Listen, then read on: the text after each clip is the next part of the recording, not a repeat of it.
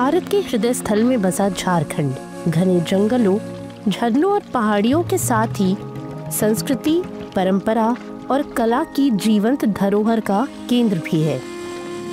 यहाँ की हर रेत की कण, यहाँ की पेड़ की पत्ती और हर पर्वत की चोटी अपने भीतर एक कहानी समेटे हुए है। जीवन की, प्रकृति की और उस गहरे आध्यात्मिक संबंध की जो मनुष्य और सृष्टि के बीच बुना गया है। वहीं झारखंड की पारंपरिक चित्रकला इस सांस्कृतिक ताने बाने की आत्मा है। ये चित्र केवल रंगों का खेल नहीं, बल्कि पीढ़ियों से चली आ रही उस संवेदनशील दृष्टि का प्रमाण है जो जीवन के हर पहलू में सौंदर्य खोज लेती है। अब झारखंड की लोक कलाओं में सोहराई चित्रकला का नाम सबसे पहले लिया जाता है। ये एक कला होने के साथ ही कृतज्ञता का उत्सव भी है। झारखंड के गांवों में जब खेतों में नई फसल लहलाने लगती है, तब महिलाएं अपनी घरों की मिट्टी की दीवारों को अपनी भावनाओं के कैनवास में बदल देती हैं। दिवाली के अगले दिन मनाया जाने वाला सोहराई पर धरती माता को धन्यवाद अर्पित करने का अवसर है और यही भावना इन चित्रों में जीवित रहती है। वहीं इन कलाओं में प्रयुक्त लाल, पीला, सफेद और काला रंग इस मिट्टी की आत्मा है। टहनियों से बने ब्रश और कपड़ों के चीथड़ों से उकेरे गए रूपांकन मातृत्व, पशुपालन, फसल और परिवार के बीच के अनकहे रिश्ते को जीवंत कर देता है।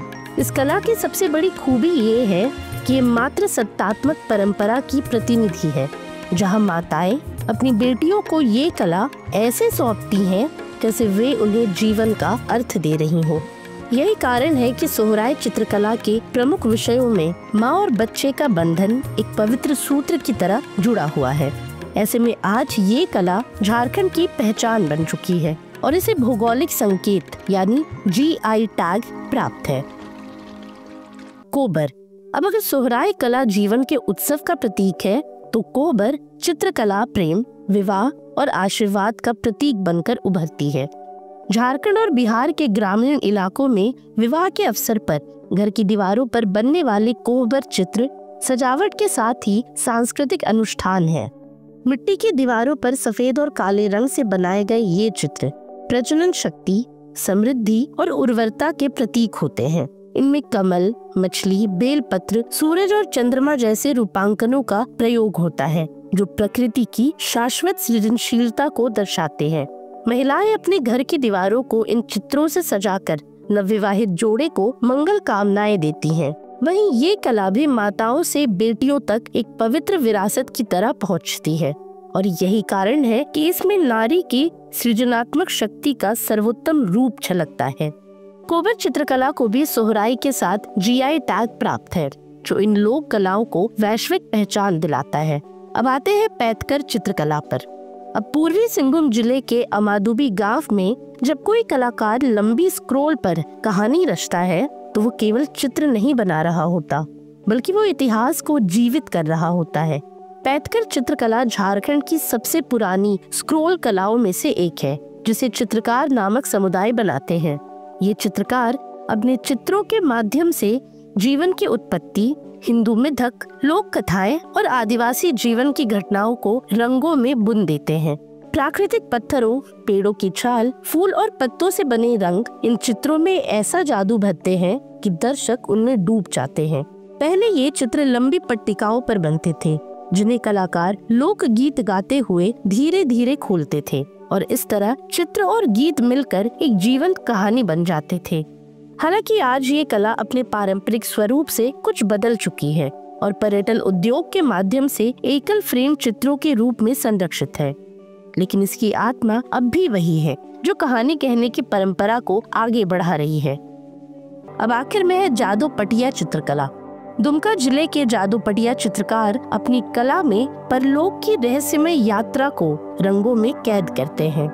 दरअसल जादूपटिया शब्द का अर्थ ही है जादुई चित्रकार और सचमुच इनके बनाए चित्रों में एक रहस्यमय आकर्षण होता है। ये कलाकार मृत्यु के बाद की दुनिया, आत्मा की यात्रा, लोक कथाओं, देवी देवताओं और जीवन मरण के चक्र को इस तरह चित्रित करते हैं मानो वे आध्यात्मिक संसार के द्वार खोल गए हो। इन चित्रों में प्रयुक्त रंगों का स्रोत भी पूरी तरह प्राकृतिक है। पत्थर, फूल, पत्ते और पेड़ की छाल। बकरी के बालों से बने ब्रश से जब कलाकार स्क्रोल पर अपनी कल्पना उकेरता है तो चित्र के साथ ही दर्शन की व्याख्या कर रहा होता है। वहीं पहले ये चित्र लंबे स्क्रोल पर बनते थे जिनके साथ कलाकार जीवन मरण की कहानियां सुनाते थे, लेकिन अब ये कला भी पर्यटन के साथ एकल फ्रेम शैली में ढल चुकी है। फिर भी इसकी आत्मा आज भी उतनी ही गूढ़ है और उतनी ही जादुई है जितनी सदियों पहले थी। अब गौरतलब है कि झारखंड की इन अद्भुत चित्रकलाओं की हर रेखा, हर रंग और हर आकृति एक कहानी कहती है, कभी जीवन की, कभी प्रेम की, तो कभी मृत्यु के पार के रहस्य की। इन चित्रों में रंगों से अधिक भाव बोलते हैं और रेखाओं से अधिक इतिहास दिखते हैं, क्योंकि कला केवल सजावट नहीं होती, वो संवेदना का विस्तार होती है जो हमें हमारी जड़ों की याद दिलाती है और हमारी पहचान को संजोए रखती है।